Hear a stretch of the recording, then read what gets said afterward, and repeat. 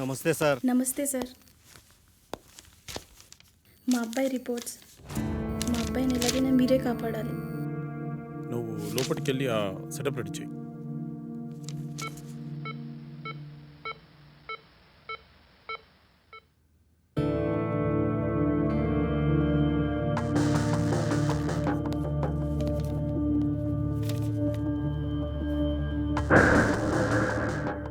నీ పేరేంటి? మా అబ్బాయి మాట్లాడలేడు సార్. వాళ్ళని బయటికి తీసుకెళ్ళు. సార్ పదండి సార్, బయట పదండి అమ్మా. నిన్నే అడుగుతున్నా, నీ పేరేంటి?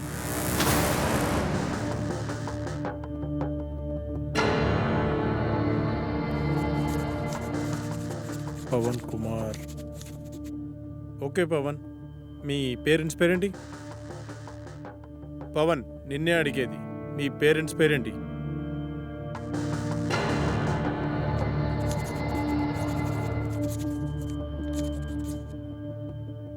అవును, నువ్వు అసలు మేడ నుంచి ఎలా పడ్డావు?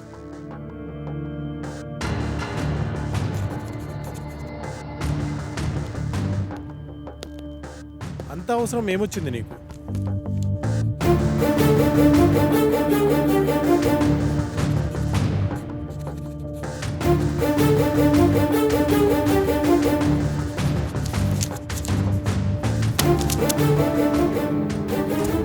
వెళ్ళి వాళ్ళ పేరెంట్స్ని పిలుచుకురా.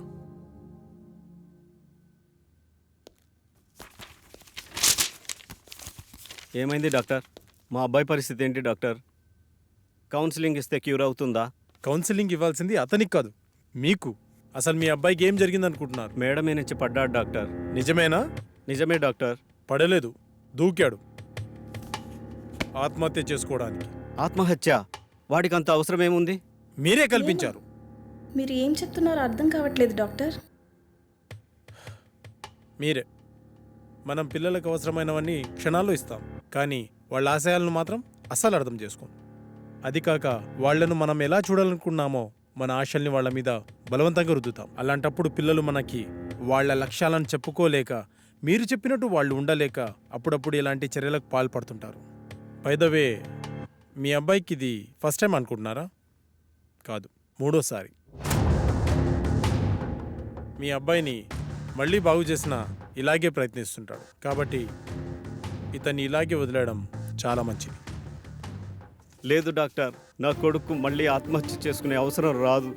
కాదు, మళ్ళీ కల్పించాం.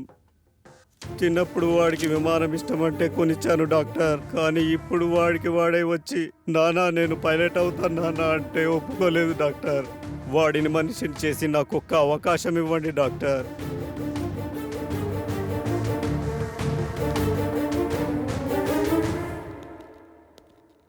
సార్ నాకు డౌట్, అక్కడ మాంత్రికుల్లా ఇక్కడ సైకియాట్రిస్ట్లా రోగాలు నయం చేస్తున్నారు కదా, ఈ రెండు విధానాలు మీకు ఎలా సాధ్యమయ్యాయి? అదైనా ఇదైనా రెండు మెదడుని కంట్రోల్ చేసే విధానాలే. ఎవరు దేనికి లొంగుతారో దాన్ని బట్టి ట్రీట్మెంట్ చేయడమే.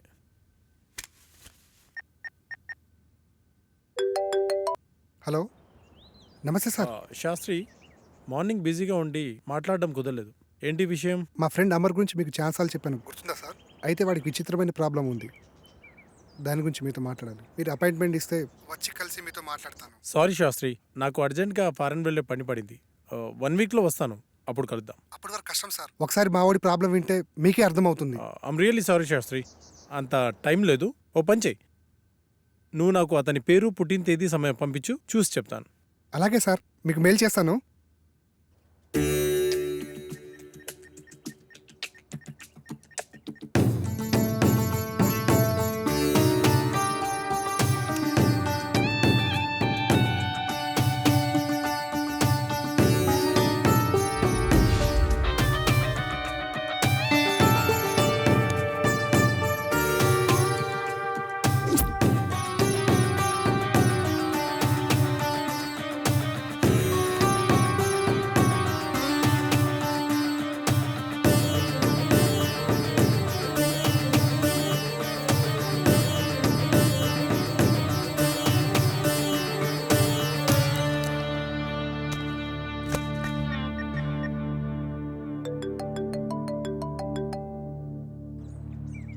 విను సార్. చెప్పండి సార్. శాస్త్రి, మీ వాడు దేవుణ్ణి నమ్ముతాడా?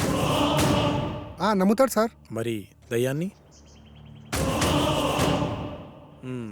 నాకు ఓ విషయం అర్థమైంది. అతని జాతకం ప్రకారం నాకు కొన్ని విషయాలు తెలిసాయి. ఇప్పుడు నేను చెప్పే విషయం ఎందుకు ఏమిటి అని సందేహించకుండా చేయండి. అలాగే సార్, మీరు ఎలా చెప్తే అలాగే చేస్తాం సార్. మీరు ఈ రోజే బయలుదేరి తిరువనంతపురం వెళ్ళండి. Okay sir. ఇంకో విషయం, నేను రావడానికి 1 వీక్ పట్టొచ్చు. ఫోన్ కూడా పనిచేయదు. మీరేం టెన్షన్ పడాల్సిన అవసరం లేదు. అంతా మంచి జరుగుతుంది. Thank you sir.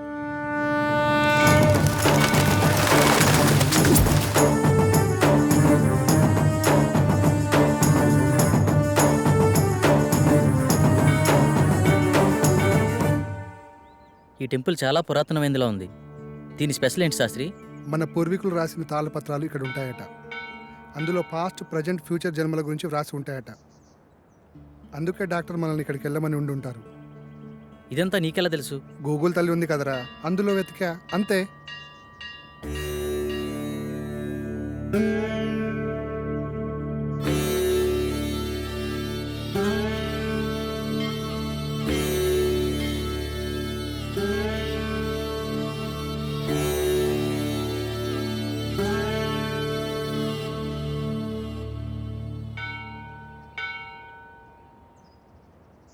పూజారి గారు ఎక్కడండి? అదిగో అక్కడ ఉన్నారుగా. నమస్కారం. నమస్కారం గురుగారు. డాక్టర్ పంపింది వీళ్ళనే అనుకుంటా. నాయన మీ సమస్య ఏమిటి? స్వామి, వీడు నా స్నేహితుడు. వీడిని కలలో ఒక అమ్మాయి చంపేస్తుంది. అది కూడా పంచభూతాల సహాయంతో. 5వసారి నిజంగానే చంపేశానంటుంది. ఏది బాబు, నీ చేయి చూపించు.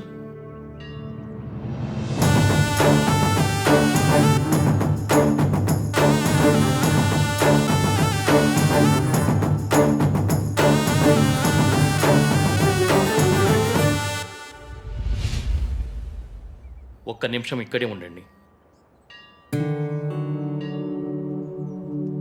అదేంటి ఏం చెప్పకుండా లోపలికి వెళ్ళిపోతున్నాడు?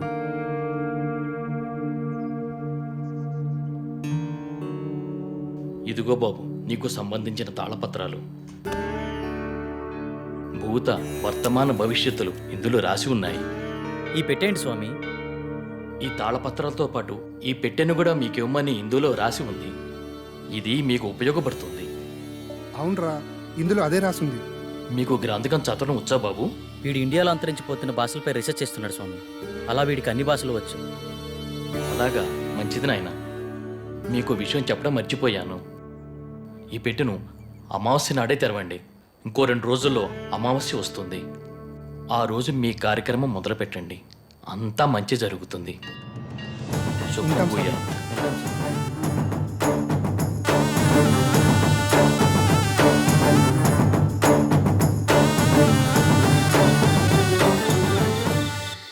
గురువు గారి ఫోన్ కలవట్లే కదరా, ఏం చేద్దాం? నా ప్రాబ్లంకి సొల్యూషన్ దొరుకుతుందని తెలిసిన ఏ అవకాశాన్ని నేను వదులుకోలేను. గురువు గారు వచ్చేంత వరకు ఆగుదామా? మీ గురుగారు వచ్చేంత వరకు ఎదురు చూడడానికి ఆయన వెళ్ళింది గుడివాడ కాదు, లండన్. అతని కోసం ఎదురు చూడడానికి నేను చేసేది నా పెళ్లి పనులు కాదు, చావు నుండి నన్ను నేను రక్షించుకోవడానికి నేను చేస్తున్న పోరాటం. ఇది ఏ లాంగ్వేజ్ అర్థం కావడం లేదు. దీన్ని దేవనాగరి లిపి అంటారు. ఇందులో నీ పాస్ట్, ప్రజెంట్, ఫ్యూచర్ జన్మల గురించి రాసి ఉంటుంది. నీ పూర్వజన్మ గురించి తెలుసుకుందామా?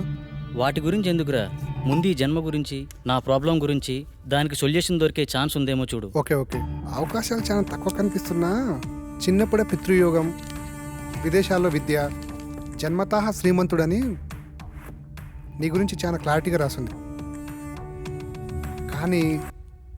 కానీ స్వదేశీ ఆగమనం చేసిన 25 సంవత్సరాల తర్వాత ఒక పెద్ద దోషం వల్ల నువ్వు చనిపోతావని రాసిందిరా. అయితే ఈ యాగం చేయడం వల్ల ఈ దోషాన్ని కొంతవరకు నిర్మూలించే అవకాశం ఉందని ఇందులో రాసిందిరా. ఆ యాగాన్ని ఎలా చేయాలి? అందులో ఏమైనా రాసుందేమో చూడు. ఇందులో యాగం గురించి అయితే ఏం లేదు, ఇందులో ఉందేమో చూద్దాం.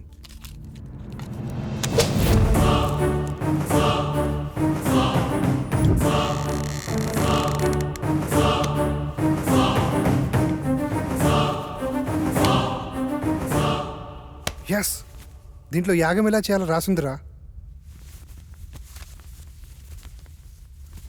అదే లైవ్ ఈ యాగం చేయాలంటే నీతో పాటు ఇంకో నలుగురు కావాలి. 5 మంది కలిసి ఈ వస్తువులను ఉపయోగించి పంచభూతాలతో తమ ఆత్మలను మమైకం చేసి అష్టదిక్పాలకుల సాక్షిగా 13 దశలలో ఈ యాగాన్ని పూర్తి చేయాలట. ఇది మొదటి నియమం. ఈ యాగం చేస్తున్నంత కాలం ఈ ఇంటిని సురక్షా కవచంతో బందీ చేయాలట. అందుకు సంబంధించిన వస్తువులన్నీ దీంట్లోనే ఉన్నాయంట. ఇది రెండో నియమం. ఈ యాగ సమయంలో అనిమయ కర్మల వల్ల కొన్నిసార్లు పిచ్చివాళ్ళు అయిపోవచ్చు, ఒక్కొక్కసారి చనిపోవచ్చు కూడా. అందువల్ల జాగ్రత్త వహించండి అని కూడా రాసుంది. ఓకే, ఇప్పుడు స్టార్ట్ చేద్దాం. ఎప్పుడంటే అప్పుడు కాదు, ఇంకో 2 రోజుల్లో అమావాస్య ఉంది. అప్పుడు దాకా ఇంటి చుట్టూ రక్షణ వలయాన్ని ఏర్పాటు చేద్దాం.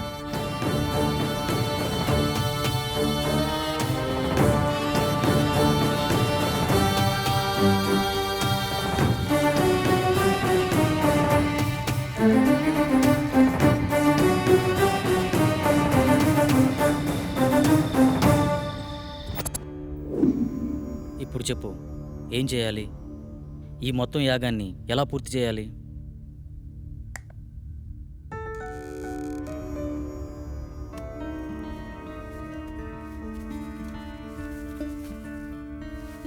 ఇదే మొదటి దశ. ఇది అగ్నిదేవునికి సంబంధించింది. నీ ఆత్మని అగ్నితో మమైకం చేసే దశ. మొత్తం రాస్తుంది కానీ చివర్లో ఈ అక్షరాలు అర్థం కావట్లేదురా. ఇప్పుడు చేసేదాని గురించి చెప్పరా, మిగతాది పని అయితే చూద్దాం. ఈ వెలగని కాగడాన్ని అగ్నేయ దిశలో ఉంచి అందులో ఈ నల్ల పసుపు వేసి ఇందులో ఉన్న మంత్రాన్ని జపిస్తే యాగం పూర్తయ్యే లోపల ఈ కాగడ వెలుగుతుందంట. వినడానికి సిల్లీగా లేదు. అంతే, మానవ నైజం. జరగలేదనుకో మూడో నమ్మకం అంటాం. అదే నిజంగా జరిగిందనుకో మ్యాజిక్ ట్రిక్స్ అని కొట్టిపడేస్తాం. ఇందులో ఉండే కెమికల్ రియాక్షన్ వల్ల అలా జరిగింది ఇలా జరిగిందని చాలామంది మేధావులు మేధావితనంగా చెప్తూ ఉంటారు. అక్కడ ఒక లాజిక్ మిస్ అయ్యారు. ఆ కెమికల్ అక్కడికి ఎలా వచ్చింది, దాన్ని ఎవరు సృష్టించారు, ఆ విధంగానే ప్రవర్తించాలని ఎవరు నిర్ణయించారు? అంటే దాన్ని బట్టి ఏదో ఒక శక్తి ఉన్నట్టే కదా. మహానుభావ, అర్థమైంది. ఇక చాలు. చదువంటే బోరు కొట్టి రీసెర్చ్ పేరుతో ఇండియాకు వచ్చి ఏదో హ్యాపీగా ఉందాం అనుకుంటే ఈ రూమ్లో నువ్వు, ఆ కళలో అది నాకు రకరకాల సబ్జెక్టులు నేర్పిస్తున్నారు. అది చాలక బోనస్ కింద అప్పుడప్పుడు ఈ సుప్రభాతం మొదలుపెట్టావు. స్టార్ట్ చేయి.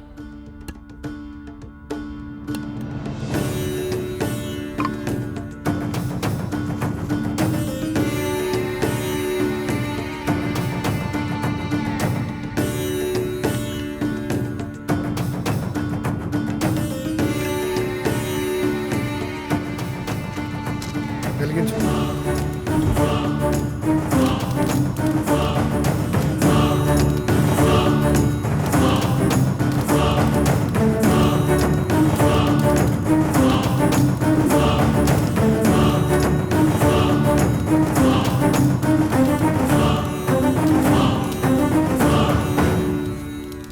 ఇంతసేపు అయినా వెలగట్లేదేంట్రా? ఇందాకేదో పెద్ద పెద్ద డైలాగులు వేసావు కదరా, ఇప్పుడేమంటావు? మీలాంటి జ్ఞాన సంపన్నులు అప్పుడప్పుడు మాలాట వాళ్ళని కూడా నమ్మాలి. ఇంకా ఎందుకు ఈ కాగడా తీసి పడాక?